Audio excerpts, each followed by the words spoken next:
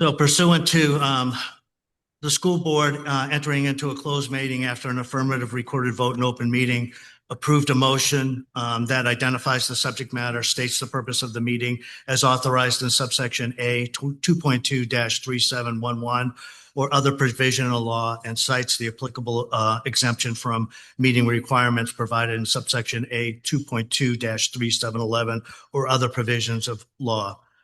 The school board discussed only matters of conduct in the closed session for the following purposes: personnel matters involving hiring authorized by section 2.23711A1 of the Code of Virginia, and legal matters authorized by section 3711A8 of the Code of Virginia. Madam Clerk, can you certify the board? Christopher, Present. Mrs. Obeer, Certified. I certify. Dr. Crockett, I certify. Dr. Davis, I certify. Dr. Curran. I certify. So if we could all just stand for the pledge.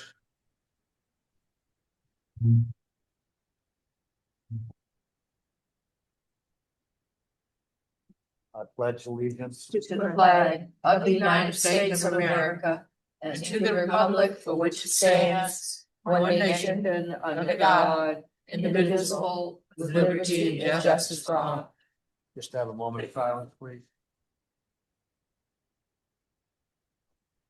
Thank you.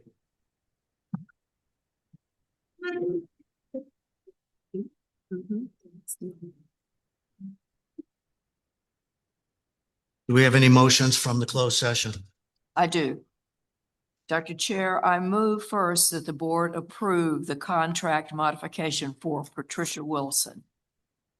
Do I hear a second? Second. Any discussion? All those in favor say aye. Aye. All those opposed? Motion's carried 5-0. Second, I move the stipend transfer for the field maintenance specialist as presented. Do I hear a second? Second. Any discussion? All those in favor state aye. Aye. All those opposed? The motion carries 5-0. Pending background check and fingerprinting, I move for approval of the following hiring positions: Ashley Prater, NES paraprofessional; Margarita Hernandez, part-time school nutrition; Corrine Kazor, part-time school nutrition; and Wanda Connors, car driver. Do I hear a second? Second. Any discussion?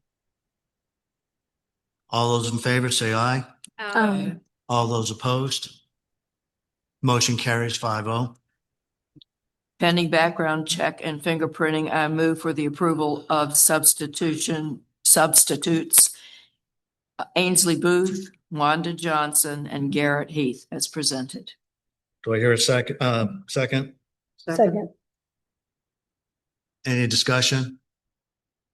All those in favor say aye. Aye. And lastly, I move for the approval of the following personnel retirements: Lance Reynolds, NES Assistant Principal; Martha Williams, NES Principal; Nancy Burgess, NES Teacher; Tracy White, NHS Teacher; Jennifer Davis, NES Paraprofessional; and the resignation of Alicia Thompson, NES Paraprofessional, as presented. Do I hear a second? Second.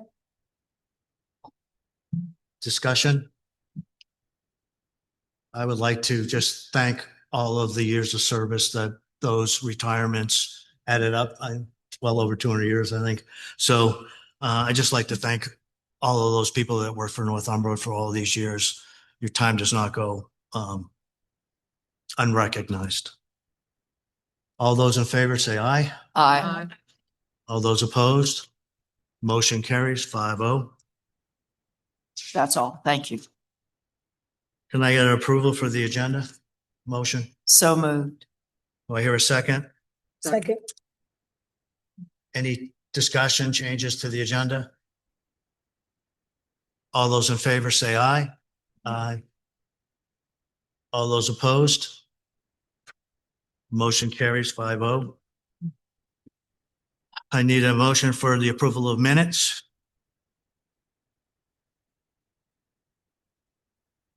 I move that we accept the minutes from the last meeting as presented. Do I hear a second? Second. Any discussion? All those in favor say aye. Aye. Aye. All those opposed? I'll just say that I've been abstained because I wasn't here, Okay. if you don't mind. The motion carries 4-0, and Ms. Obear abstains. Presentations. Dr. Leslie? We would like to invite the senior and junior, my New York came out, beta clubs to come up and discuss the national competition that they were a part of.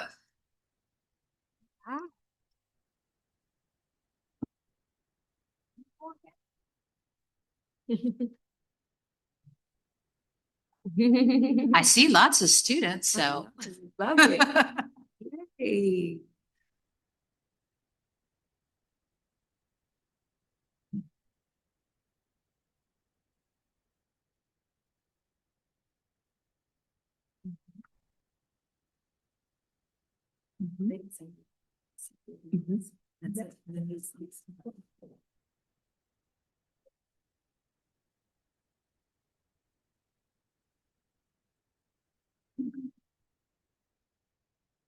Good evening. Good evening.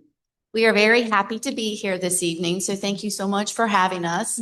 And we have some folks here with us that's going to share some pretty spectacular news. So we're here this evening to talk about the Virginia State Beta Convention and what is it and why is it important? State Beta Conventions are structured student conferences held across the country under the National Beta Club. These annual events bring together elementary, middle, and high school students all over the state to compete in academic, leadership, fine arts, and service-based categories. Students compete at the state level for the opportunity to advance to the National Beta Club National Convention. State Beta Conventions promote academic excellence. They allow students to develop leadership skills, encourage creativity and talent, build confidence and communication skills, and increases school recognition. On February 11th, we took 42 Northumberland Middle School students to the Virginia State Beta Convention and competed across 39 different competitions. Along with the students, we had 26 parents come to watch their children compete, and we could not have done it without them and their support. Good evening. I just wanted to direct your attention to some of the pictures on the screen. Those were some of our entries. We have accessorized design that a couple of girls created, apparel design, our scrapbook, black and white photography, color photography, and a homemade painting of Anne Frank. And some more entries: pottery, woodworking, sculpture, quilling, recyclable art, and our engineering team of girls down there in the bottom. And these were all of our national qualifiers, and I have some here to speak tonight. The girls couldn't make it tonight, but I did bring their second place plaque to show off.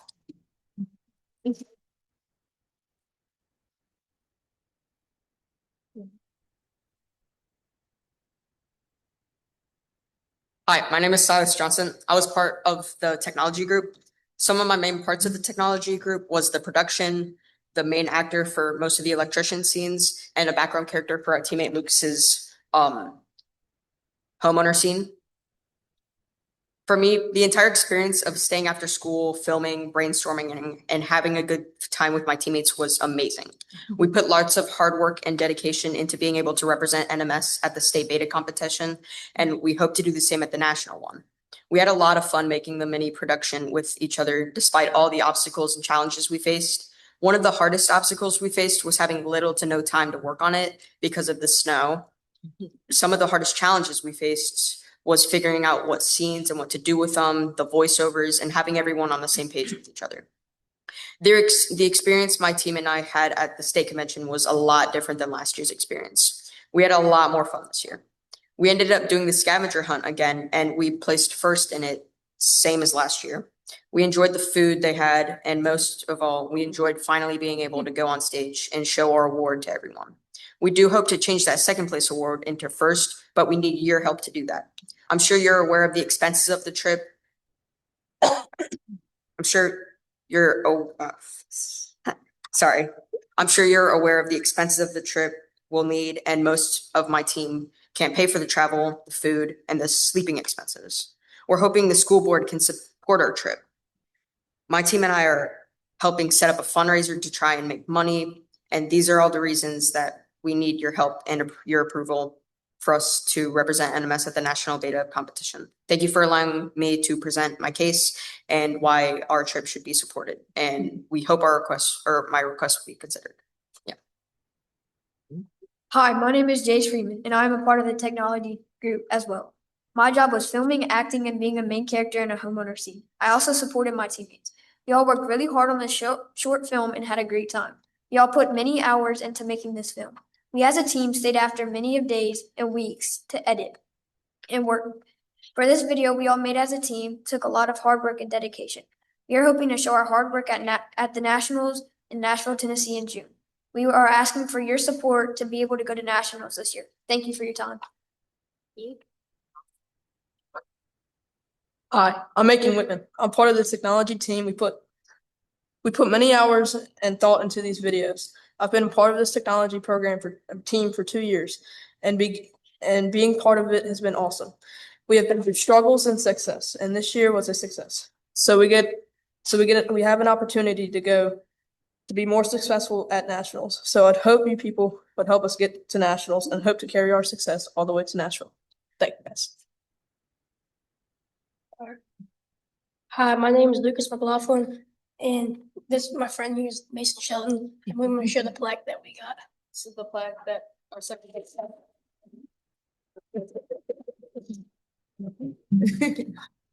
Awesome job. Hi, my name is Brayden Coleman. I'm in 6th grade, and this year I'm the youngest person to place at Northumberland Middle School. I placed first in hand-drawn anime. Some things that I like to do outside of school are cook, draw, and sports. I have 4 siblings and a puppy. My favorite subjects in school are math and language arts. Some things that I like doing at States were collecting pens and meeting new people. I just want you guys to know that it is an honor to be standing in front of you guys tonight. This is a huge opportunity. It took me 2 months and 3 tries, but I finished this strong.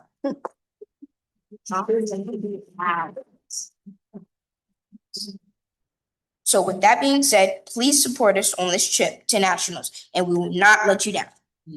So. Yeah. Great. Hello, school board members. My name is Maccabi, and I'm in the 8th grade. I placed 3rd in digitally enhanced photography, and I am very excited to represent our school in Nashville, Tennessee for Nationals. And this is my plaque and my shirt. Awesome. Wow. Beautiful. Thank you. Good job, everybody. Thank you, everyone. Thank you. Where are the Nationals this year? Tennessee, Tennessee? the Gaylord. Oh, there you are. Oh, cool. Good evening. I'm very proud of each of our students who participated, not just those who placed. We took 24 students. We took 24 students and competed in academics, visual arts, engineering. And these students worked really hard on each one of the competitions that they worked on. Even though our engineering team didn't place, we, in the rubric that the response that we got is they worked really well together as a team, which was really important because we had new members and, so very proud of them for that. We did bring home 6 awards. Ninth grade agri-science, Rachel Barnes. 10th grade agri-science, Ashley Dawson. First place digitally enhanced photography, Division 1, Parker Sharilla. Do you have yours? You don't know their Can we see picture. it? There you go. Do you want to talk about how you did it?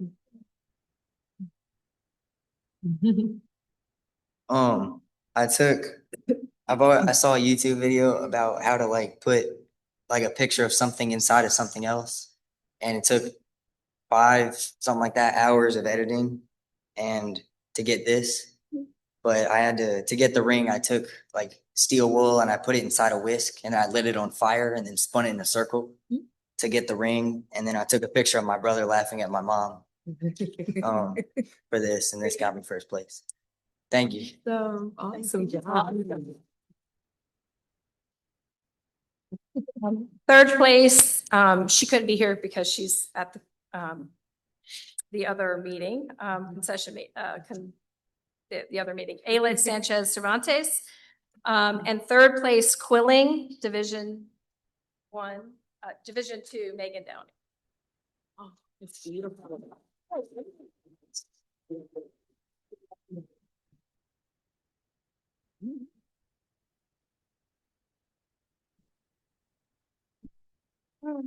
My name's Megan Downey.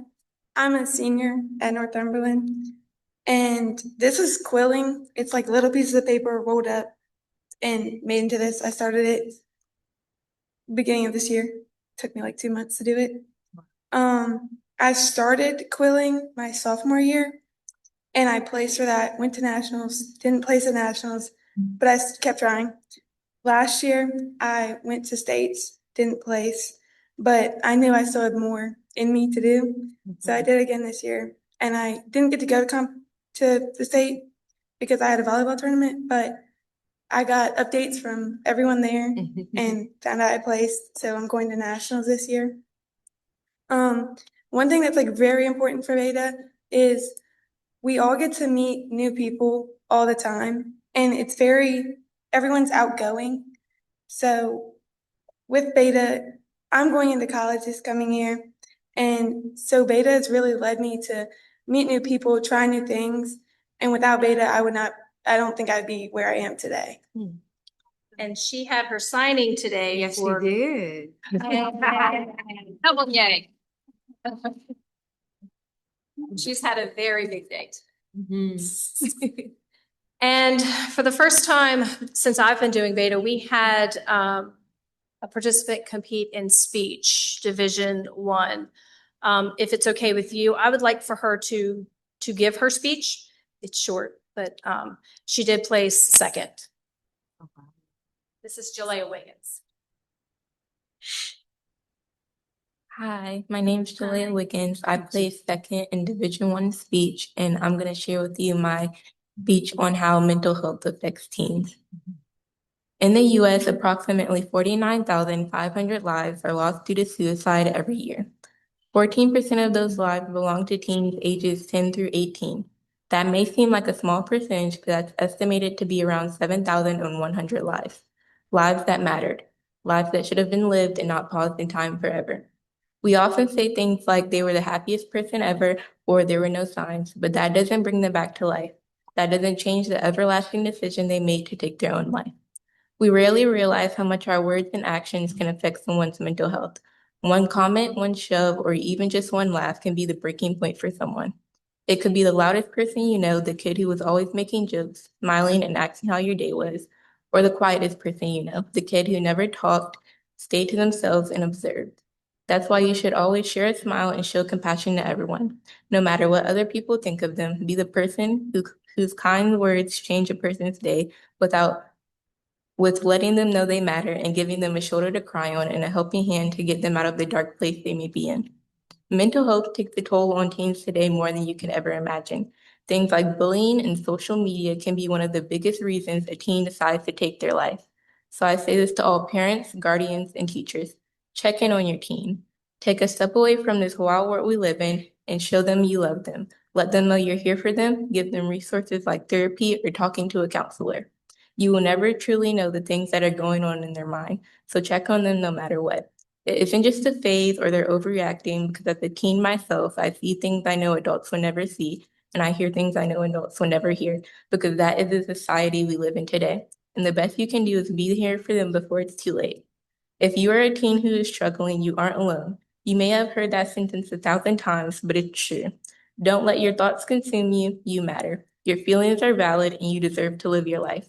Talk to someone, and if you don't feel comfortable confiding in anyone around you, you can always text or call the 988 hotline. You don't have to share any personal information with them, and they will support you and let you talk about the things you may have been holding in.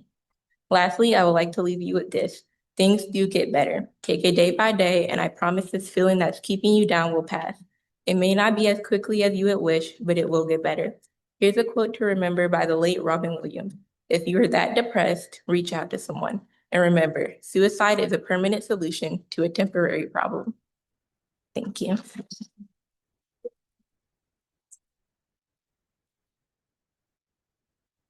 I think that pretty much we'll end with that.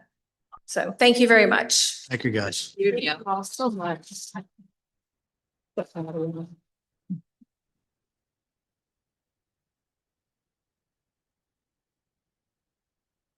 Next, I have Mr. Felton, who is going to be discussing the Omega Psi Phi fraternity and hopefully bringing some mentorship to Northumberland County. Good evening. Good evening. I'm Willard Felton, from Willard Felton, and I'm also a middle school civics teacher here at Northumberland Middle School. But I'm also a member of a Omega Psi Phi fraternity incorporated, and we have recently chartered, coming up in April will be 1 year, a graduate chapter here in the Northern Neck. We cover Colonial Beach, Westmoreland, Northumberland, Richmond County, Essex County, Lancaster. And we have a number of different mandated programs that we carry out. And one in particular is fatherhood and mentoring, which I'm the chair for this chapter. If you can look on the screen here, you see that this is a sample of the types of programs that we offer in schools and throughout the communities. And this is across the United States, really across the world, because wherever you find the cues, you'll find these things taking place. Our mandated principles, our cardinal principles are manhood, scholarship, perseverance, and uplift. And so I'm here today because I have a program that we would like to work in conjunction with the school. Just a little bit about me and mentoring. I started mentoring when I got called to a church in Petersburg, Virginia, and there was a older fraternity brother of mine, and he told me that he wanted to start a lunch buddy program. And so in the school system in Petersburg, the city of Petersburg, we would go into the schools, have lunch with the kids at the elementary age, and the graduate chapter there also had a male protege program. And so I was involved with that. So we have a number of different activities that we expose the young men to. And if you look around, you'd be surprised that there are a number of people. The Colonial Beach's superintendent, Dr. Addo, he's Omega man. The principal at Essex High School, Rashad Pitt, is also an Omega man. And so We're in education, we're in every field of life. And so we have 25 men that help charter this chapter, and they're willing to help the communities and the school through mentoring. Any questions? So the most local one is in Colonial Beach, that they go into Colonial Beach schools? No. Is it? Oh, okay. I was just identifying that the superintendent, he's okay. a fraternity. But they're in all the surrounding. Yeah, but Okay, we will cover all of the counties. Okay. Lancaster, Westmoreland, Richmond County. We just had another mandated program Sunday at Essex. We held it there. It was a talent hunt. I was in Northern Virginia. We had a memorial service for families of brothers who are no longer with us. And so while I was there, I talked to the head of the 3rd district, which we are part of. And he told me if there was anything that we needed, he's at our disposal. Right. So we're the only county in the region that's lacking the services of the Omega guys. No. Oh, We're going to cover all of those. Oh, I thought- I'm coming here first because I Okay. live here. I'm with you. I pastor here. I teach here. Yeah. So, I misunderstood. You know. Okay. Yeah. So this is just an informational at this point. Are you asking us to make a motion? Because I think we need some further review and study on this, to look at this proposal that you have. Is that correct, sir? Yes. I'm Okay. Well, your information and questions you had, anything else that I need to provide, I'm able to do that. Yeah. It definitely is needed. Yes, sir. well, I move we table any action on this proposal until we further discussed it together. Do I hear a second? Second. Any discussion? All those in favor of tabling, say aye. Aye. All those opposed? Passes 5-0. Thank you. Okay. Thank you so Mr. much. Felton. Appreciate Thank you, it. sir.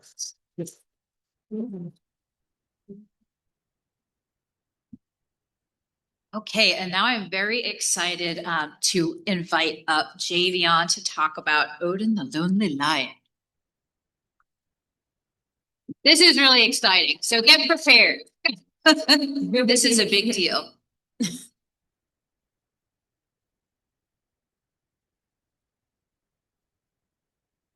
Good evening.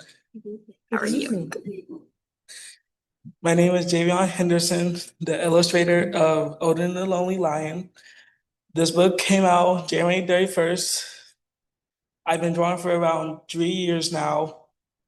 And this has found my opportunity to show what I'm actually made of.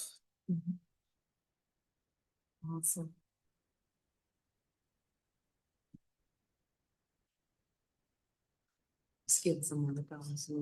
If you wanted to know more, do you got any questions right now?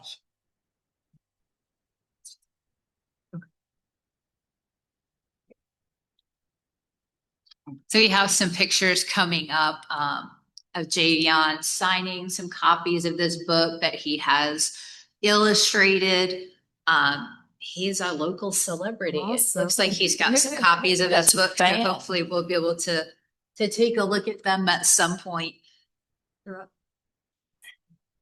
So if you look at the first picture, it's me and my Aunt TC holding the books up together, which Aunt TC is, of course, my aunt. She is the one that gave me this opportunity to actually illustrate this book.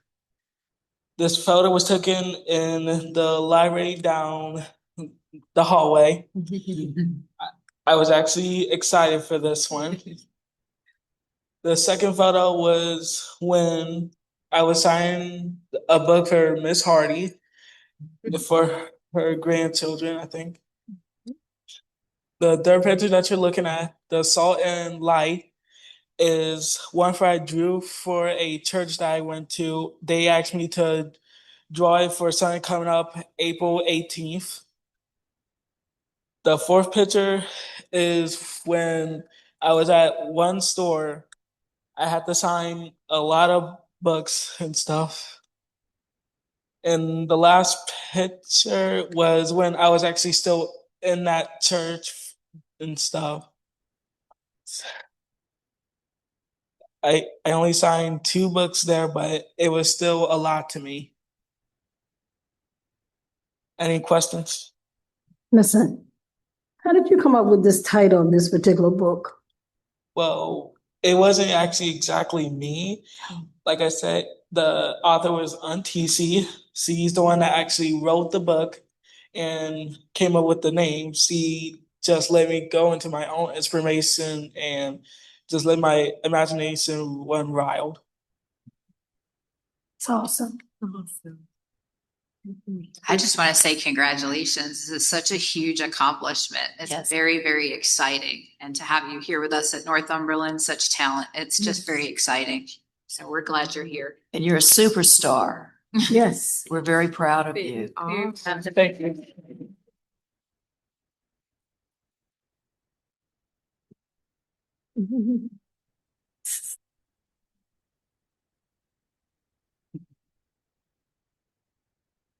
Gavion, I just want to say, most people go through life and never write a book or illustrate a book. And I'm not sure what grade you're in, but it's very, grade, right? very rare that somebody that your age actually is in print. You must be extremely proud of yourself. I know that this board, I'll speak on behalf of the board, is very proud of you and the recognition that you've brought to Northumberland County Schools. So thank you.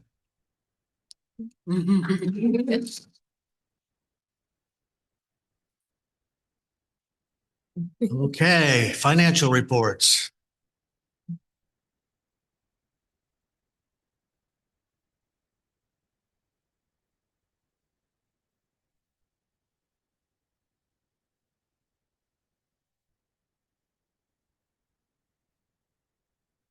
Mr. Chairman, Dr. Chairman. So we're here to talk about the finance report. Before we get into financials, I want to share with you about a conference that I went to recently that really opened my eyes to special education. And this conference was IDEA, and it was about all of the things that special educators have to take care of and be responsible for. And this is an administrator's book. It has all of the federal statutes tied to special education, and there are a lot. So going through this book and going through some of the activities we had to do in the last week, we're not there yet. We've got a lot of improvement to make, but this can be a great guideline for us on how to stay within the rules for federal as well as state and local guidelines. And if you want to look at the book, I'll put it up there and you can have a quick look at it. But I want it back. Okay. The second thing, so that kicked off where we are today. Today, we started an audit of our special education program, and that audit is being done by VDOE. This is the first time I've ever met with VDOE to do anything, and they are quite thorough. So Dr. Leslie, Ms. Rogers, and myself are trying to meet with the VDOE folks and let them know what kind of background we have in terms of data. And they're looking in particular at years 23 and 24 and 25 and 26. And if you recall, 23 and 24 was when we had the MOE shortfall, and we had to pay back the MOE.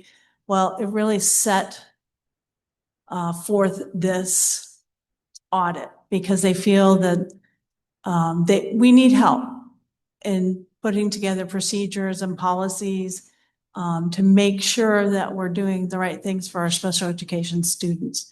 So I can tell you this team is committed. Ms. Rogers, Dr. Leslie, and myself, we're being very careful, very thorough in our understanding of what VDOE is requiring of us. Now, this audit is going to last a week, but it's really going to last a year, because once we finish the audit, there's going to be a year of monitoring. And I talked to one of the VDOE folks, Craig, he's going to be our monitor, and we will meet with him periodically to let him know how things are going. We'll have reports to provide to him. But I can tell you this, that this is a group of people that are committed to doing the right things for our students. So I hope that you will stick with us and support us in this audit, because it's a little scary, it's a little trying, and we're doing our best to stay on top of it. Any questions about the audit? All right, so on top of that, really exciting news, we have 2 other audits going on at the same time.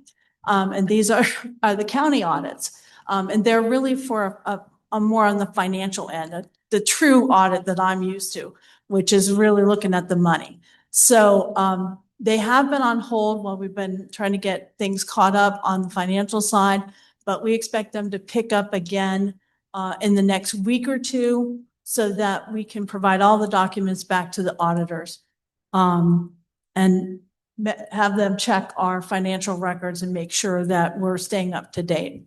So one of the things that we're going to have to do, put focus on, and I put myself on the focus here, is to rewrite some of our procedures so that we're doing things the proper way. And I, of course, will be running those procedures by you. They might be a little bit boring, but I appreciate your looking at them and seeing if they're clear enough for a casual user to follow, if that makes sense. Then on a happy note, the ERP steering committee met again, and we are making progress. So the ERP steering committee has a group of 9 folks. Well, it's going to be 10 now, because we invited Dave Zinder. And Dave Zinder is the guy who wrote the software that the county uses for collections, the taxes that we do, our animal licenses, things like that. So he's going to be part of our team in looking at creating an RFP to go out for a new ERP system that's a financial system, as well as replacing Dave Zinder's system, because Dave goes away in 2028. So we're going to have to find software that meets the needs of Dave. But the team met again, and everybody is on task to review 5 different RFPs that we have posted. They have different assignments, whether it's general ledger or reporting or purchasing, et cetera. And then they're going to talk about what they find compelling in the RFP and what they think is old and dated. Because what we want to have is something that is easy to use, it is current in terms of technology, and it's something that can last a little bit longer. We've had RDA for a long period of time, and to be honest, it's a bit stale, and I'm a little concerned about its true functionality. So I would like us to take this seriously and look at the RFPs that are available and write our own. And the first thing we're going to do is we're doing RFI and demos, and you all will be invited to see those demos so you can get a sense of what the software looks like. And the RFI is going to get us a framework of how much things cost, whether it's the software alone, if it's the subscription fee, if it's the implementation. And we will get, I think the most important is really to have reviews by users. Other school systems that are using the software, and do they like it? What don't they like? Things like that. So I'm pretty excited at that. And to be honest, I'm going to turn it over to Dr. Pika so she can do the really deep dive on finance. So good evening. Let's see, check register and electronic payments are up first. It's just what we're paying out for checks and also for ACHs. As of this week, I cross my fingers as I say this because every day is a new opportunity to excel. Every time I think there is an issue that we fixed, we learn that it was tied to two other things that are now broken. So I say this, I think we're going to be good. There's 2 bills that we need to pay this week. And once we do those, we will be done with the overdue stuff. Wow. So if all goes well, That's great. we will be completely done. It was the 2 telephone bills that are, we finally we found the money to pay. So we're still at the point where just actually at 3:00 today, I had to turn and find money to shift before we could drop checks to the county treasurer's office because we're still finding stuff that's unanticipated, but we're going to cover it. So that's good news. So those are there and they're out the door, but I'll pause to see if there's any questions on that. Okay. Is my summary up there? The revenue and expenditure, see if I don't know what my executive summary is. There it is. That's what I'm looking for. Okay. Because I forgot my copy. All right. So what you'll have on this one is you'll see where we were with revenue last year, where we are with revenue this year, where we have expenses to date. You will notice that there is no longer a block that says outstanding payments. So I didn't jinx myself by putting that up. So the revenue to date does not include the county revenue. It's very difficult to understand exactly how much of the 14.4 that was due from the county is in the schools. Working with the rest of the county team to figure it out for next year. We're still behind in booking revenues. There's just never enough time in the day. This afternoon, I was going to dedicate all my time in the office to do that, and it slipped away. We're getting there. So the good news is we're able to we're reconciling, we're seeing what's there, but we have to get them booked. Today was a great day. We found out that there is now a new capital improvement school account created at the county.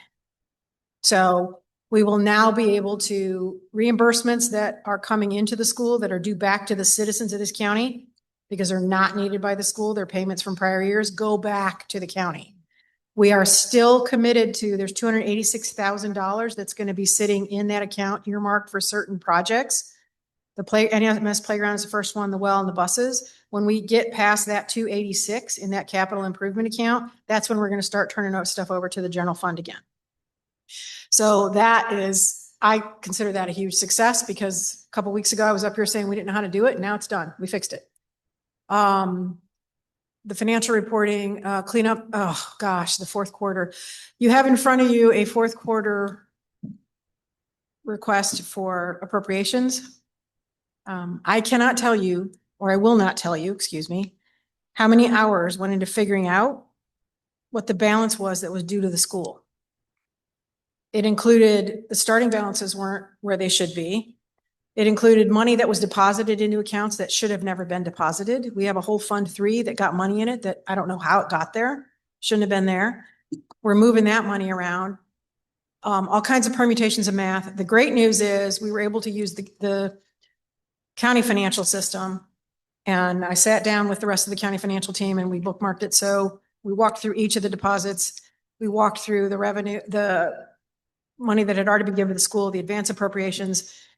So the numbers that are on the document in front, even though it says third quarter, it's fourth quarter, you have a revenue, the appropriation request for fourth quarter. They are as solid as they can possibly be. And the county administrator, the county finance director, myself, and the county bookkeeper all are in 100% agreement that those are the numbers. So we've got that. We're in the process right now of refreshing the 7 county guidance options for the budget based on the insurance, which I know Dr. Leslie will talk about in a second. So we're looking at that. There's also going to be a few refreshes in a few of the accounts based on information that we've had in talking with the managers about some unanticipated needs for next year. So we want to get ahead of those. Let's see. Still cleaning up expenses. We've got one account that's 70,000 over. It was 140,000 over. We found that there was an error in some stuff got double deducted. So we fixed that. But we're still finding things like that. I still have 170 lines that need to be corrected. I think I'm down to 140 now that need to be corrected. So we're making progress in that realm. And thanks to Dr. Leslie's partnership, one of the things that the finance team does is when we get an invoice in from one of the managers, they're the ones that take the lead on that invoice. They verify that the services were accepted. They verify that they were delivered in the way they should be. And then they give us the approval to pay the bill. There are invoices that come to the district office, the central office. They come in either email or sometimes they're mailed in, and we don't know who they belong to. We don't know what program it is. We don't know what service it was. We can't verify that it was received. We don't know why we're getting it. So for any of those that come in, Dr. Leslie gets them. She gets to identify who the program manager is that's responsible for that service. And I have to say, for at least two of the ones that came in that total, I think, over 4,000, one, we couldn't figure out why we were getting this bill. It was just on auto pay and we never got the thing that was there. And then the second one, it was determined that we didn't need it anymore. And it was, again, just on an auto, this is what we're doing. Both of those have been canceled. Done. In one case, we're not paying the invoice. In another case, we're legally obligated to find the money to pay because there was a service that was asked for. But it was just people that were going through the motions of doing something, sending us an invoice. We're done with that.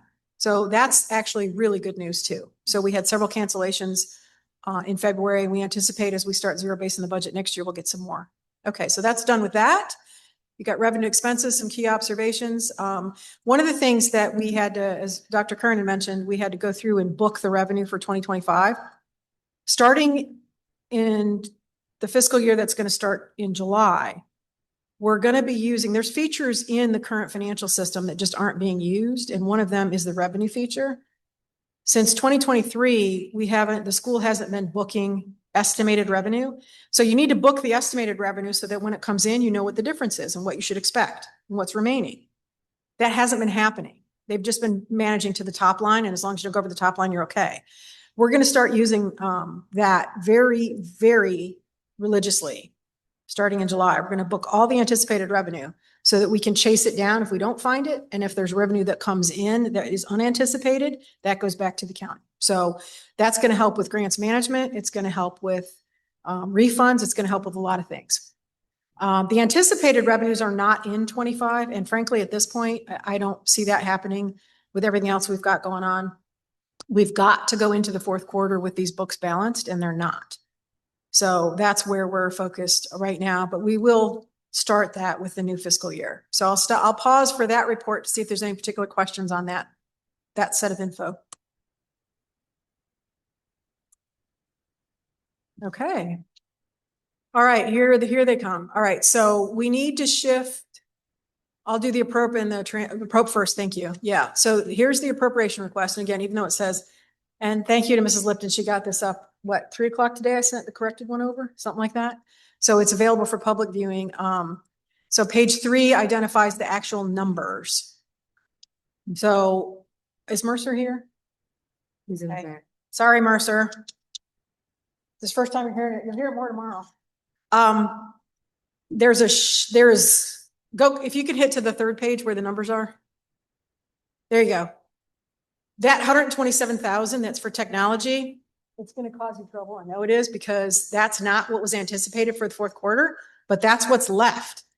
So last year there was some monies that got advanced from the technology, which was approved. This board approved it. The school board, the board of supervisors approved it. It did not, however, get calculated in the other 3 quarters.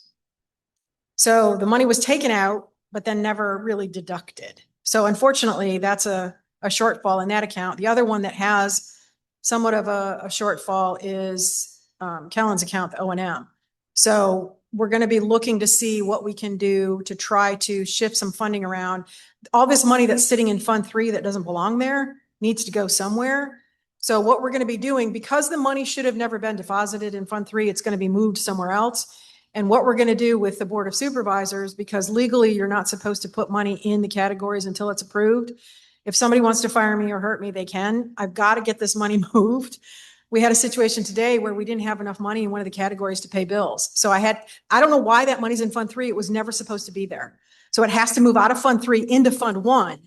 And then what I'm going to do is do a detailed report to the school board and the Board of Supervisors about where that money came and went. You're not going to get each account line, but you're going to get Fund 3. There's 400 and some odd $1,000 sitting in Fund 3. It was never authorized to be put there. So it has to be moved into the appropriate, it has to be moved into Fund 1, first of all, and then where it should go. So that's we've changed third quarter to fourth quarter, but that is the appropriation request that's going to go to the Board of Supervisors on Thursday. And I do believe y'all, it does get voted by you or just approved. I'm not sure what happens. Just approved? Okay. So I'll pause to see if there's any questions. I'm super happy to say that 2 of the numbers were only off by $2.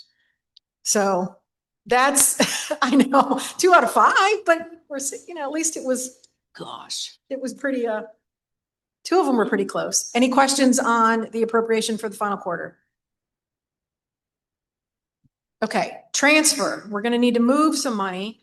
There is some funding that we need to pay some special education expenses. And so we're going to shift, we're asking the Board of Supervisors if we can move money out of admin into instruction, or out of instruction into admin. Can you scroll down, please, Mercer? I can't remember which way it goes. A little bit more. There it is. Oh yeah, we're moving it out of the admin category into the instruction category. There's some funds in one of the accounts that isn't going to be used for that particular purpose, and we need to get it moved into the appropriate account. So that's going to go to the Board of Supervisors on Thursday as well, because that is moving money across categories, and we cannot do that without approval. So I'll pause for any questions on that one.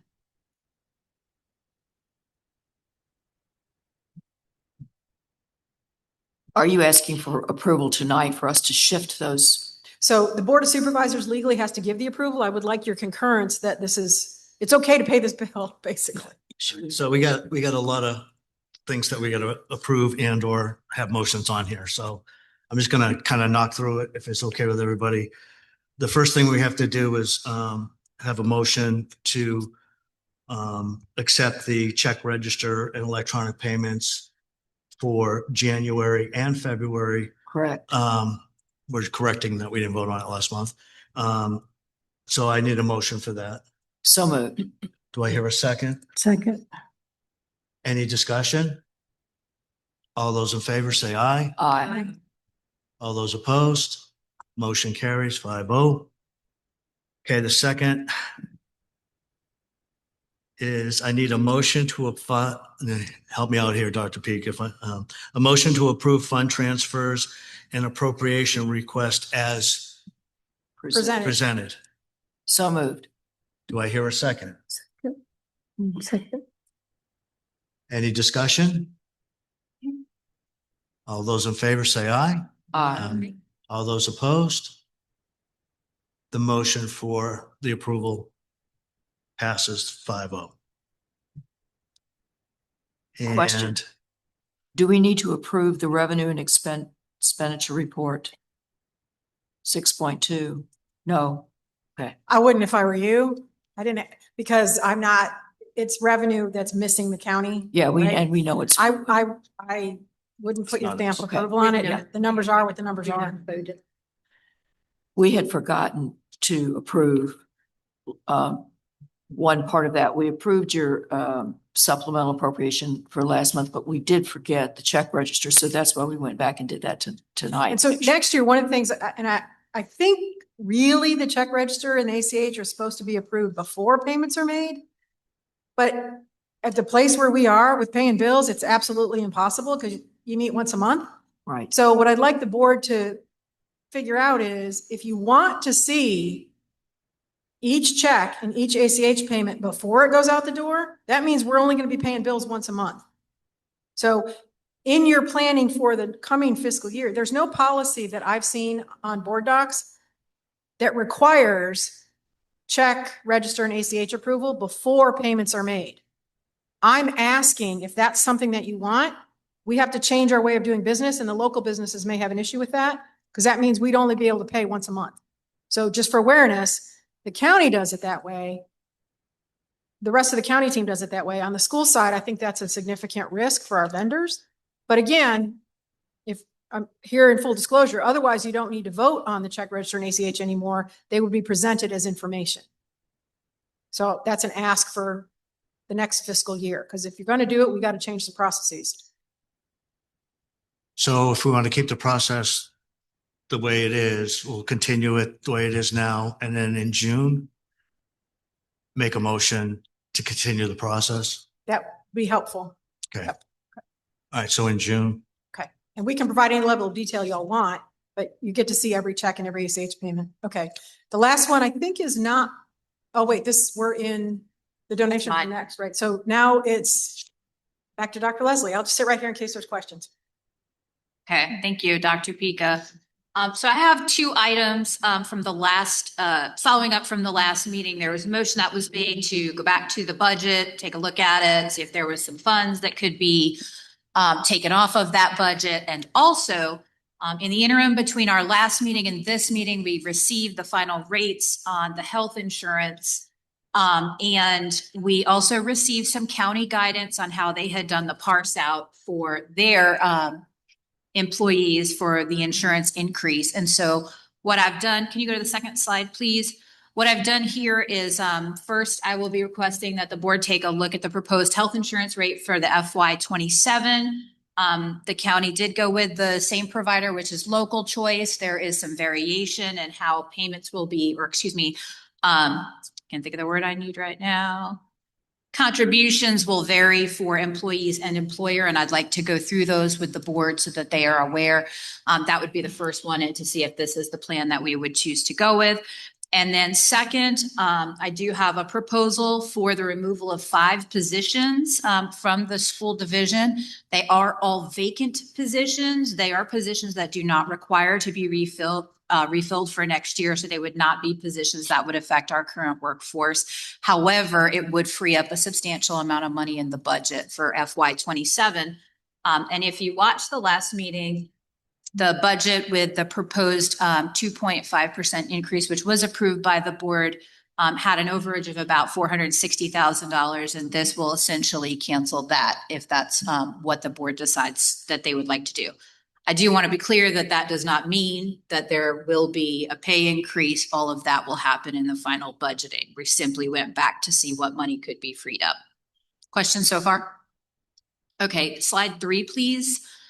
So for the health insurance rate changes, again, this comes from the county guidance, so they have done a fabulous job going through this. So what they did in order to keep the costs more amenable was they did have some plan replacements. I will review what those are. There was a change to many of the high deductible plans and one of the KA 1000 plans, which previously had a 0 contribution from the employee. They now have a monthly contribution from the employee. All the rates vary by plan. I know that at the meeting, at the joint finance meeting, there was discussion of a rate increase, approximately 13%. Some of the plans increase negative 0.8%. Some of them increase 13.3%. It's really sort of a mixed bag. And so I will go through that briefly. Rates will increase for both the employee and the employer in general. And just important to note that when the county put this guidance together, what they had done for their employees, the employer will pay an 80% or more of the total premium, and that is required for these plans. And that was given out by the company when they sent it to us. So again, these are local choice. Next slide, please. Are you on 4? Okay, sorry, it's frustrating because I'm going back and forth. So first and foremost, we had a Key Advantage Plan 250. That plan was eliminated for the FY27, and we would be using the Key Advantage 500 plan. To be clear, the Key Advantage 500 plan has a higher deductible than the 250 plan, but the monthly contribution is lower for the employer. It goes down between 1% to 6% and up to 6% higher. There is a higher contribution per month for the employer, anywhere between 7 and 26%. Don't get upset. Some of that 26% is because those numbers for contribution were quite low to begin with, and I'll show you those numbers. The overall premium increase between the KA 250 and the KA 500 plans for next year is approximately 1.3 to 1.4%. Oops. All right. Yes, you can go there. So What I did here was just a brief overview of the plans from last year. The first column, FY26 ER, that is the employer contribution per month.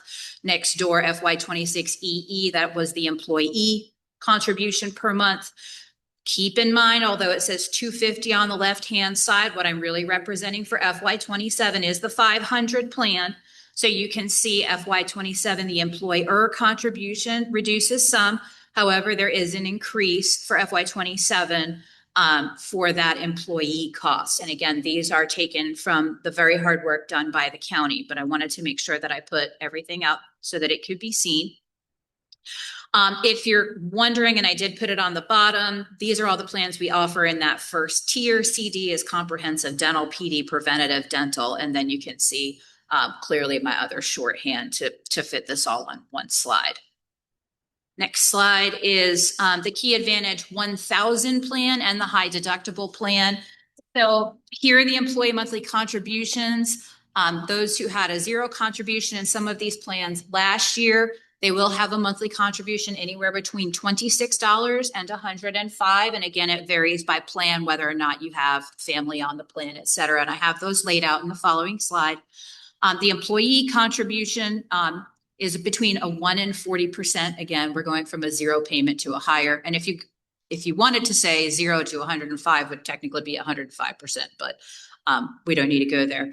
The employer contribution increases anywhere from actually a negative 2.5 up to 18%. And again, highly dependent on the particular plan. The overall premium increase on these is between 13 and 14%. So really closer to 13.5.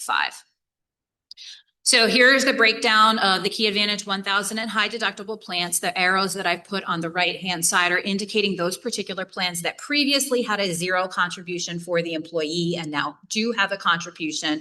So I just wanted to be very transparent about that.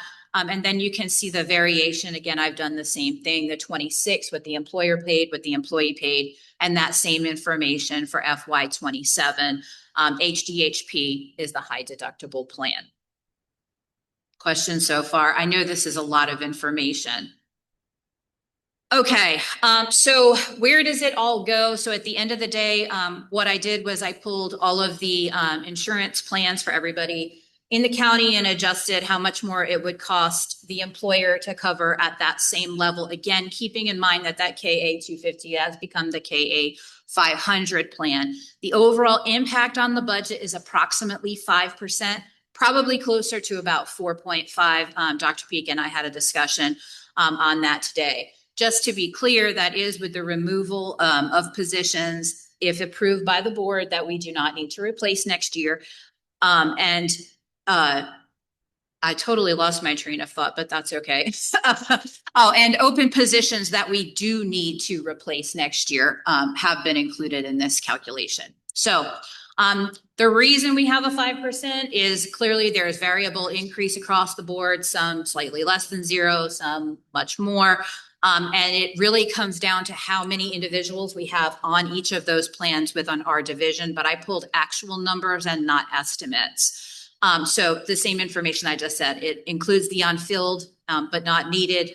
And it also includes, it does not include, however, any projected changes. So if our employees decide to change plans when they do open enrollment in May for July, there is a possibility that we'll get some bounce in these numbers. I just want everybody to be aware of that because we can't predict if folks will stay on the same plan or not. So that is what I have for the information on healthcare. Would be requesting if the board wanted to go with this plan or what the board's choice would be to do something like this. Again, this is following the county guidance on this local choice plan, and this is the values they came up with. I will roll right into the next thing so you don't have to keep listening to me all night. Which is the proposed removal of the 5 vacated positions. So just to be clear, we had 3 positions that were included for the budget this year. We were unable to hire those 3 positions. We reassessed the needs and we do not need to rehire those 3 positions based on our enrollment for the following year. There were 2 other positions which were vacated during the course of this school year. We did not replace those positions. We were able to absorb those goals into the existing workforce, and we are not understaffed in order to absorb those positions. So the request would be to remove the 5 positions for the FY 27 budget, which would give us a savings of $464,429. I do want to be clear, that number does include some crossover with what we've saved for insurance. So there is some bounce within those numbers as well. I just want to be clear on that. No one is making that kind of money, just so you know. That's salary and benefits and insurance and all of the other pieces, VRS, that fold into those amounts. So the request would be that the school board approves to remove those 5 positions from the budget for hiring for next year. Any questions? Okay, we're gonna have to attack this separately. So we have the insurance issue that we need to deal with first, and then the reduction force issue secondly. So what's the pleasure of the board?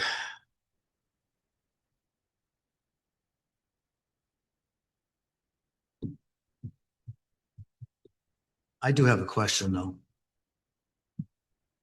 When we sent the budget over to the Board of Supervisors and presented it to them, sorry,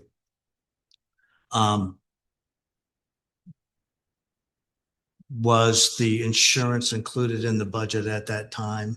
And if so, the numbers that we sent over were a different rate? So when we calculated the budget, or Dr. Peak actually did, and thank you, she was given 10% to use as a benchmark in order to calculate the insurance rate, and she calculated a 10% across the board. However,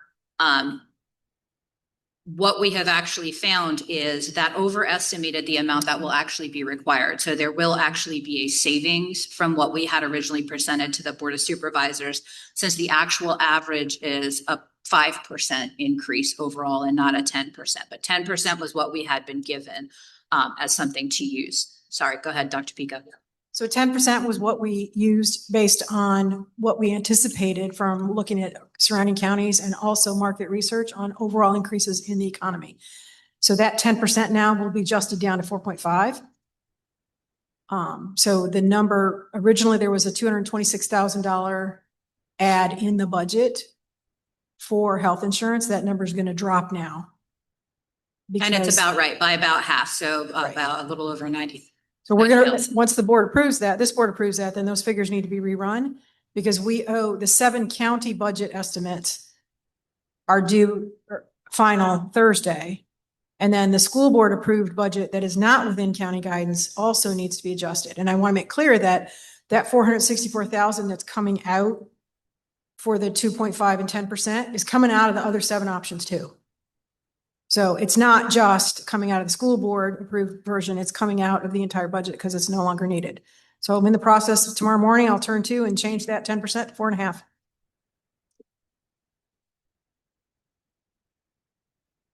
So what would the board like to do? I know in the, I'm sorry. go ahead. I was just going to make a motion and then we can discuss it. I approve Dr. Leslie's recommendation for insurance for the next year.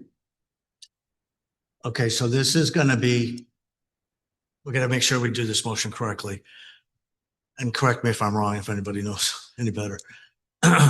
So we presented a budget, we approved a budget. So now we're amending the budget that we've already given to the Board of Supervisors. So the motion has to be that we move that we amend the previous version of insurance to. No. You have to state specifics, correct? So there's actually probably 2 motions. There's a policy decision on the insurance plans as presented. So the policy decision is based on Dr. Leslie's recommendation. You accept the policy decision for those insurance plans. Then it would be, in my opinion, a motion to amend the approved budget. If you go to the budget first, you haven't voted on the policy option. So if there's, who's got Robert's rules? Shelley, do you know? There's a policy decision on the, right, the insurance, and then there's the impact on the budget. In my Dr. Pico, whose policy? The school. Is it school's policy? Right. Well, the insurance policy. So we have to vote on the insurance policy as presented by Dr. Pika. Dr. Leslie. Okay, so I move that we accept the school's policy decision for the insurance plan As presented by as presented by Dr. Dr. Leslie. Pika. Dr. Dr. Leslie. Do I hear a second? Second. Okay, any discussion? All those in favor say aye. Aye. All those opposed? The motion carries 5-0. Now we have to do a second motion to amend the recommendation that we previously gave to the Board of Supervisors with the new policy decision. That's too much for my brain. Anybody want to so move that? Yeah, well, I move to rescind the previous recommendation sent to the Board of Supervisors and amend it to include Dr. Leslie's recommendation. Is that good enough? Replace, Doctor. Replace, not amend. Amend. Read it replace. again. Rescind and replace, right? So just take out the word amend and put replace, and then your motion's good. I move to rescind. Replace. Hold on, let me write it. Okay.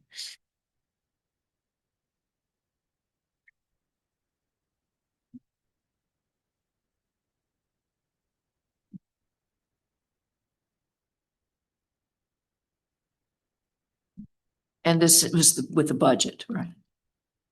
Okay. I move to rescind and replace the previous budget recommendation sent to the school board with Dr. Leslie's most recent. Version. Right. Do I hear a second? Second. Any discussion? All those in favor say aye. Aye. All those opposed? The second motion also passes. We appreciate that you're keeping us straight on this because we want it to be right. Dr. Big, Dr. Turin, we really want this to be right.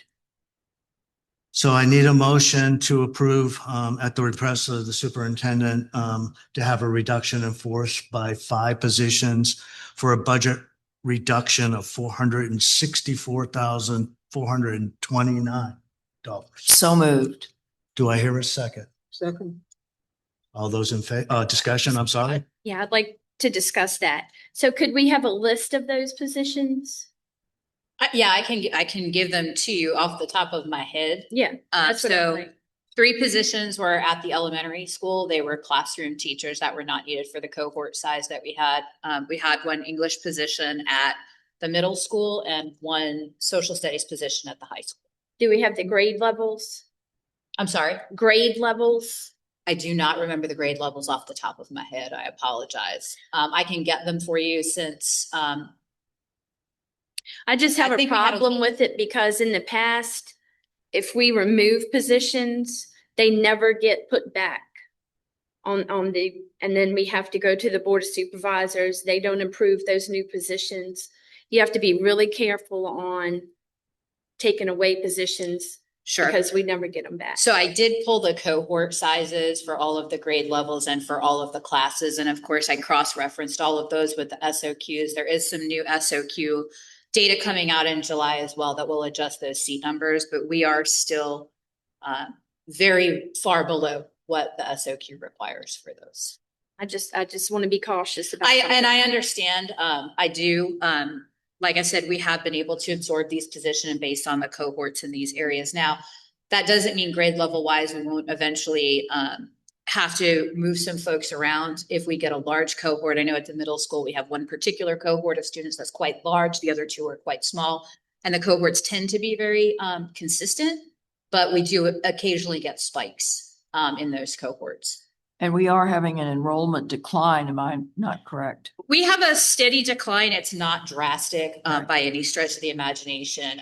As I said, it tends to say pretty regular, and about 75 tends to be pretty regular. We do have 1 at the middle school that's over 100. Like I said, it was just a spike for whatever reason. And oddly enough, that same exact cohort had a spike in numbers in other districts have worked in, which I don't know why, but that age group did. Call the question. Okay, we have a motion. It's been seconded. Anybody else have anything they want to say before we vote? All those in favor say aye. Aye. All those opposed, Nay. the vote passes 4-1.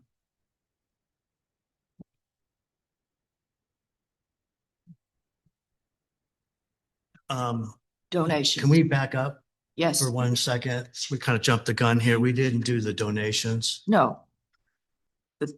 Right, we did not. We need to approve the donations. Would you like to read them? Yeah, I'll do it. Yeah. I'm going to clump them all together if that's okay with everybody. I'd like to make a motion to approve the donations as listed at the March school board meeting. The Rappahannock Art League, NMS Art Department, $500 purchase for art show. Five Below, NMS, PBIS, VTTS, Pride Store, approximate value $1,000. Mr. Jimmy Jett, NHS baseball and basketball scoreboards, $100. Northumberland Booster Club, NES sneaker ball dance, $200, and Northumberland Booster Club, NHS winter sports food banquet food for $200. Do I hear a second? Second. Any discussion? All those in favor say aye. Aye. Aye. All those opposed? And that motion passes 5-0. I would like, just for the sake of brevity, because we've been going for a while here, that we go ahead and accept all the principal reports as posted. However, Dr. Leslie, we got a couple things we need to do, right?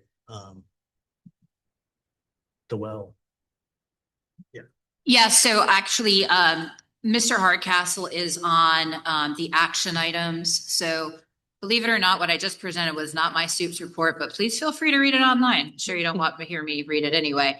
But he will be listed when he addresses Honeywell. He will also update us on the information on the well. That way we figured we could do that all at one time, if that pleases the board. That's fine with me. Everybody good with that? Okay, well, guess what it brings up? Action items. Right, and I move to the following three requests for approval. The family of Kiva Parker requests the use of the NHS cafeteria and kitchen for the grandfather's 80th birthday. The Northern Neck Gladiators Wrestling Club, NHS Gym's 2-day wrestling clinic on 4/25 and 4/26, 8 to 7. And then the Northumberland County Soil and Water Bus Parking Lot on 4/26, 8 to 12. Do I hear a second? Second. Any discussion? All those in favor say aye. Aye. All those opposed? Motion carries 5-0. So let's see. Do you want to talk about tuition? Do you want to say? I would respectfully request to table the tuition out of county students discussion for this evening. So we're going to pass over that. Yes. Next is the secondary CTE Perkins local plan and budget.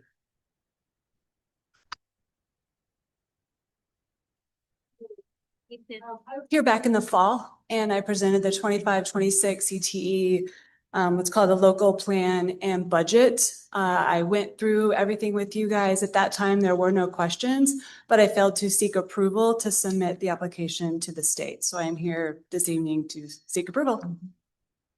So you need a motion to approve. Yes, please. So Pretty much she had done everything else, but that was the one spot that got missed. So I move for approval, the 25-26 secondary CTE Perkins local plan and budget. do I hear a second? Second. Any discussion? All those in favor say aye. Aye. All those opposed? Motion's carried 5-0. All right, thank you. Thank you. Honeywell.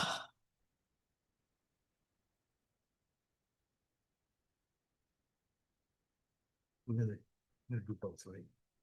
Sorry. We're doing both. Yeah, he's actually got, Okay. they're both here. Alrighty, good afternoon, everyone.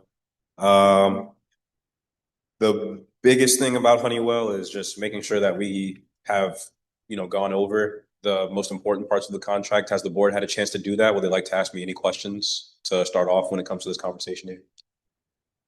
I did have a chance to go through it. I just want to know, has this contract been reviewed by the attorney? Well, this contract is Is this a renewal? It's a renewal. It's the same contract that was proposed back in 2020. We are saving a little bit of money here though, because we did take off the boilers down at the elementary school. We actually, our maintenance department was able to find a better price to get those boilers inspected and the maintenance done. So we're saving a little bit of money there. This contract includes something called Forge also, which is essentially software that goes in and finds problems before we are able to locate them ourselves, creates work orders for them, and then gets Honeywell out here to take care of those problems. That wasn't installed back in 2020 up until 2025 when this contract was initially signed. I've been working with them to get that actually installed here, and it should be done within the next month. The software has been brought over, but there was an issue with the actual installation of it because we didn't have the correct size for it to go into where all the rest of the ports were. So we're working on that now. When that gets installed, then that just kind of takes care of our ability to see things before they happen or in real time as they're happening, as opposed to being reactive to a lot of situations, which ultimately just improves, even down to teachers feeling how cold they are in their classrooms on a day-to-day basis or how hot they are with the change in the weather. So that'll be a big help, especially with the students as well. So I come tonight to ask for us to be able to take a vote to approve the renewal of this contract. We just go past it, but the prices are right here. 5% increase annually. Ultimately, we're saving about $80,000 here as opposed to what we signed initially in 2020, which is good for us. So that would be the first thing that I would like to present. So I move for the renewal of the Honeywell Building Solutions contract. Do I hear a second? Second. Any discussion?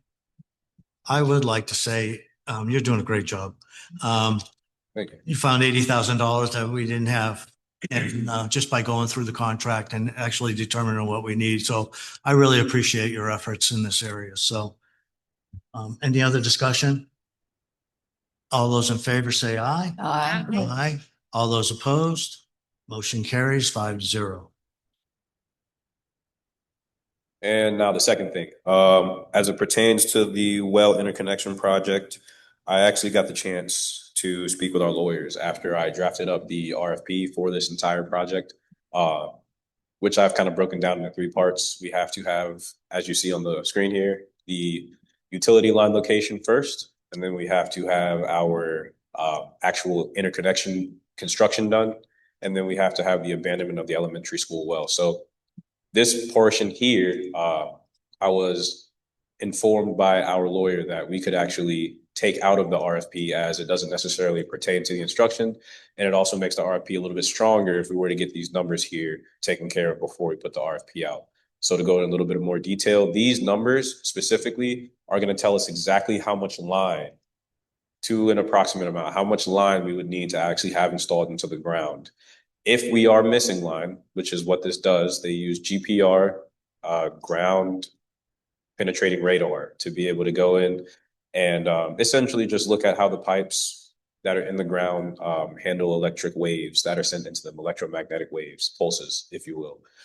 And when we go in there, when we use the GPR, it tells us, hey, you have pipe here, or hey, you don't have pipe here. And then it also will tell us where do these lines go back to, so we get to see, is this irrigation, is this domestic water, is this fire flow? All that's necessary because it tells us exactly how much line we need to have installed, or if we don't need any line installed at all, which would save us a lot of money. We're here because we're going to need some line installed though, right? That's the whole purpose of this project. So I would like to propose one of two things, either for us to be able to take a vote on this here, or to have the board's endorsement for me to bring this to the Board of Supervisors for us to, since the money is going to be coming from the county on this, to present to them for their voting. And these quotes that I have here, Capital City Services, we've worked with them before. They've actually come to the school and used their GPR on some of the lines in the ground already. So they know the ground well. They've already worked here. Discovery, underground locating. They're a little bit closer, a little bit smaller, and ground penetrating radar systems, national. So kind of just gives you a quote from a company that is servicing states all over the country. So I have these 3 quotes here. I'd like to, like I said, either we can try to get one voted on here, or I would really appreciate an endorsement to take with me to the county on Thursday, or to the Board of Supervisors on Thursday, the county, yes. I think at this point, if we're looking to get revenue, it's going to have to be forwarded to the Board of Supervisors. We can make a motion tonight to go ahead and approve what your request is and forward it up to the Board of Supervisors, if that's what you like. Yes, that would be great. And then after this is done, you know, I'll be working with the finance department here. I have a meeting set up this Thursday, actually, with DEQ to kind of go forward with the pre-application process for us to get our new permit for the well. So that's already in line. And then working with the finance department to kind of determine, do we need an RFP, or can I go about this in terms of, can I grab a proposal, or can I request information from some of these companies to be able to send me how they would like to go about the construction project once we get the actual numbers down about how much line is actually needed. Will we able to request some information here, or do we just put the RFP out, you know, wait the 27 business days, and when that money, or when those proposals come back in, do we take those proposals and which would be maybe around May, I would assume, or maybe towards the end of May, and do we take those proposals and, you know, try to knock it out then?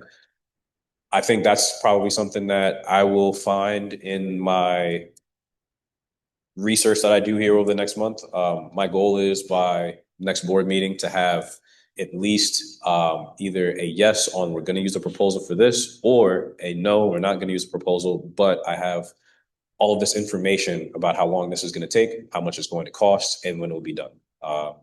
That information is already in the process, but now it's just getting the hard numbers, which is, to me, you know, nothing but a few phone calls, and then just making sure that I'm communicating with the right people, which I've been very lucky to so far have done. So that's where I'm at right now. Do you guys have any questions for me? I would love to answer anything that you guys have.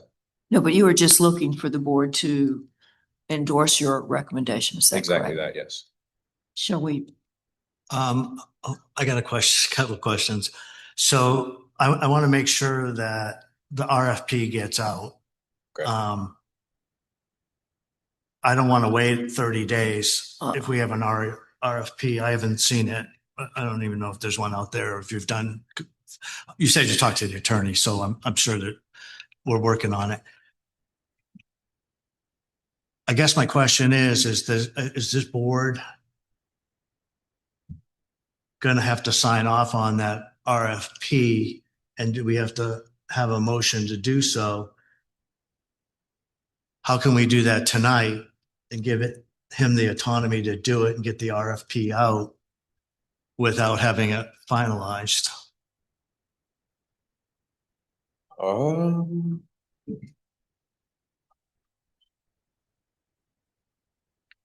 Do we have a policy with like a dollar amount threshold of approval for payment? Would that not apply, or? I don't know what the RFP is, so Policy I haven't seen it. So it's kind of, we're in a quandary right now. Can the board pass? Hold on, let me just think about this for a minute. Can the board make a motion to look at the RFP when it comes in and is presented to the board electronically through email, so that we can give approval by the members, and then we'll vote on it at the next meeting? But it will give you the autonomy to go ahead and get it out there. Okay. Yeah, if we do it electronically, that wouldn't hold you back on any deadlines, right? Right. So if I'm hearing you guys correctly, this Thursday when these utility line discovery quotes are brought to the Board of Supervisors. I think part of because I actually drafted the RFP myself. I put the whole thing together using, excuse me, a few other RFPs that we had before. And in that process, I also requested to be able to speak with the lawyer. So I sent it to our lawyer. And, part of that was her letting me know, hey, the reason why your RFP could be a little stronger is because you don't have this hard number about how many feet of line you need. Excuse me. So I would like to go ahead and get that taken out of the RFP, because once that gets brought to the Board of Supervisors and we can have someone come out here and establish how much line we actually need, then the RFP just becomes, hey, this is just send us how much it would cost for you guys, or how much you would need for you guys to come here, establish the interconnection, and then abandon the elementary school well. Instead of discover how much line you need, then establish the interconnection, and then abandon the elementary school well. So that does give me a little bit of time to take that part out. But I think would also, being that, the Board of Supervisors meeting is this Thursday, I think that would still give me enough time to have that taken to the Board of Supervisors, let them take a look at it, possibly get somebody out here by middle of this month, end of this month, and then put a hard number in the RFP for your approval to actually be sent out. I don't know if I sent the RFP out right now, if that would be better than doing this part that I'm requesting taken to the Board of Supervisors. Does that make sense? The part that I'm taking to the Board of Supervisors now is a piece of the RFP that I'm thinking, if I take this out and we do this now, it makes the RFP stronger when we do put it out, because there may be different companies who utilize GPR but don't necessarily have anything to do with interconnection and well abandonment construction. So getting those hard numbers would kind of make the RFP stand alone on its own a little better. And then we wouldn't have so many different companies pursuing us for information all at once either. And like I said, I think it really just depends on when you want it to go out. If you're okay with it going out towards the end of the month, or maybe right after the board's approval at next board meeting, then I think we will be good to go. If that gives me the leeway to wait until we get somebody out here to use the GPR and then actually give us a hard number, and then I can put that into the RFP and then send the RFP out after I send it to you guys, is that what we're proposing? I know that was kind of a long way to get there, but just making sure I understand things. Is that maybe what we're proposing here? I think, and I'm not talking for the board, but I think that we're looking at a timeline that's very tight, because this has to be in, I think, June 30th. June 30th, yes. So, I don't want to delay the RFP going out because the board has to vote on it. That's my thought process for it. So I'm trying to work with you and try to come up with a way to what's going to work best for you. No, don't. Understood. So, okay. I know exactly what we're talking about now. So what I'll do then is, if we can make that move to be able to give me the autonomy to put the RFP out, I've already been given, aside from a couple of words that could be changed, right? And I will send this RFP back to the lawyers again to have those words fixed. The RFP itself as a draft is, from the lawyer standards, pretty strong.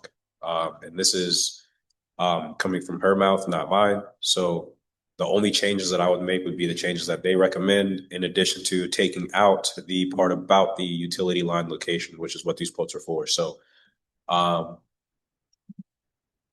I think the best thing to do here would be for me to bring these quotes to the Board of Supervisors Thursday, have them take a look at it, possibly get somebody out here next week, get a hard number, put that into the RFP in place of the actual request for someone to come and do this itself, and just have a hard number there, the interconnection construction, the well abandonment. And then I predict, this RFP could go out spring break if we do it that way, instead of waiting until the next board meeting. That would put us at the end of April by the time we are able to hear back from people, which means we have all of May and all of June to get the construction done and the well abandonment done, which should be more than enough time. Okay, so I'm hearing two motions here. The first one, sorry, it's hard for me to keep track. The first one is I'm just going to say the motion if it's okay. Yeah, you say it. I'd like to make a motion that the board approves your recommendation to go to the Board of Supervisors requesting those additional funds. Second. Any discussion? All those in favor say aye. Aye. All those opposed? And the motion carries 5-0. Okay, that part's done. So if you're comfortable then waiting until our next school board meeting, holding the RFP and knowing that the timeline, then that's what we'll go ahead and do. In the meantime, if the Board of Supervisors approves your request for the testing and all that, then you'll have those numbers and all of that for the RFP. And the RFP could go out sooner than the next board meeting. Yes. Okay, and you're okay with that? I am. That's what I'm asking. Yes. Okay. We can forward the RFP verbiage to the board because Mr. Hardcastle does have it together. So he can make those adjustments. So we'll make sure the board has plenty of time to review. I just want to make sure that we see the RFP because we haven't seen it yet. So absolutely. Okay. Do you need to make a motion something like pending RFP policy conflict? I mean, do we need to cover our ankles, as we say? Or do you think that's not necessary? No, because we're following the RFP policy. All right. I think we're good. So. Okay. Thank you. All right. Thank you. Thank you as well. Thank you. You're doing a great job. Mr. Hardcastle wasn't feeling well, so we're really glad he's here. We appreciate it. I got here with maybe 50% of my nose being able to be used. Since I've been talking, it's down to maybe 10. So thank you guys. I really appreciate it. Dr. Chair, we have several others to approve. Yeah.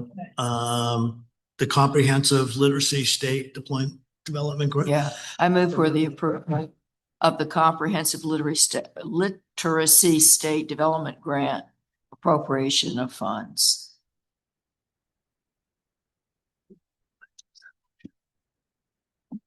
Did you make that a motion? She did. Okay, I'm sorry. Do I hear a second? Second. Any discussion? All those in favor say aye. Aye. All those opposed? Motion carries 5-0. And I believe there's one more. I move that the board approves the education technology policies. Number 1, software and asset management policy. Number 2, responsible use of AI regulations. And 3, acceptable computer system use. Do I hear a second? Second. Any discussion? All those in favor say aye. Aye. All those opposed? Motion carries 5-0. Open comments. Madam Clerk, do we have anybody signed up? We do not. Anybody online, Mercy? From a touch tone phone, please press *9 to raise your hand. If you're on a computer or using an app, click React and then raise your hand.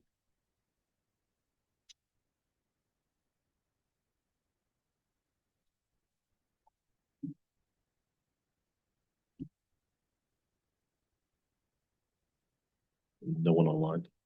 Okay. And board member comments. I'd just like to report on the Northern Net Tech Center. We did not meet for the month of February, and our next meeting is Tuesday, March 24th. So I'll report back at our April school board meeting on that.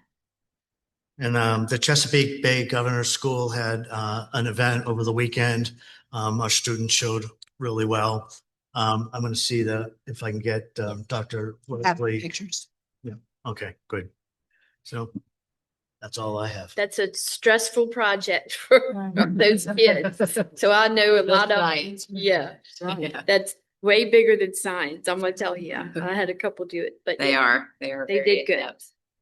And I would like to just report just a little bit about something from the Virginia School Boards Association. Dr. Crock and Mrs. Christopher and I went to the VSBA Eastern Region Spring Networking Forum, and we had a lovely dinner. It's held in one of 14 different areas in our Eastern Division each year. And one of the nice things is that we get to network with other school boards in our same region. But one of the highlights of the night was just the Virginia General Assembly updates, which have to do with schools. And they talked about school board policy and all those, and certified technical education, and Senate and House budget amendment reports. And we would just love it for anyone who wishes to go and look about this online. It's very exciting information, and some of these bills that have been in the House and Senate have been in there for 20 years and never passed, but they may pass this year. So please go and enjoy yourself, because it was an animated discussion that we had. And I enjoyed being with my colleagues. And I'd just like to point out, we had a joint finance committee meeting, I think it was last Thursday. And a lot of good discussion came out of that. A lot of innovative ways of looking at the budget were brought up. In addition to House bills and Senate bills that are currently on the legislative floor. So we're taking a really holistic look at the budget and the budget process. And I'm just real happy with the way that the meetings are going. And it shows that these two boards are working together really well. And I'm happy to be part of it. Anybody else have anything? Nope. Okay, do I hear a motion to adjourn? So moved. We're done. Thank you.